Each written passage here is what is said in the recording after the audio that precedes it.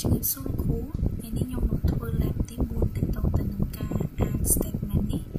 ដោយទៅនឹងរបាយការណ៍ដែលយើងធ្វើការនៅកន្លែងធ្វើការផ្ទាល់ចឹង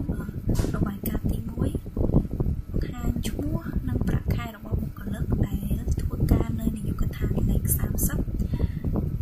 ដែលធ្វើការនៅនាយកដ្ឋានលេខ30និងមានប្រាក់ខែច្រើនជាង 5,000 statement ទី2បង្ហាញឈ្មោះនិងប្រាក់ខែរបស់បុគ្គលិក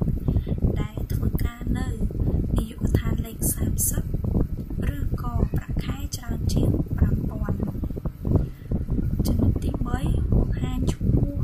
និងប្រាក់ខែរបស់បុគ្គលិកដែលធ្វើការនៅនាយកដ្ឋានលេខ30និងប្រាក់ខែរបស់បុគ្គលិកច្រើនជាង 5,000 ឬក៏តិចជាង 3,000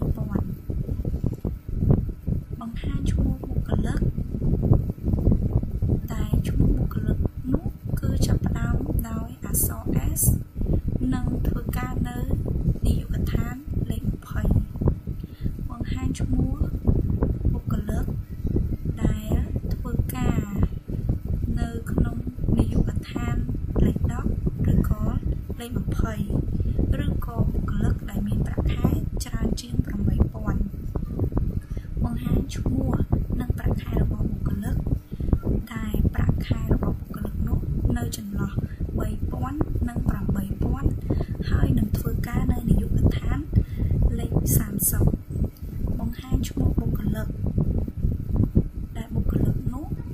មិនមានបង្ហាញមិនមានរក្សាទុកនៅព័ត៌មានឬក៏លេខសម្គាល់របស់អ្នកគ្រប់គ្រងឬក៏ធ្វើការនៅ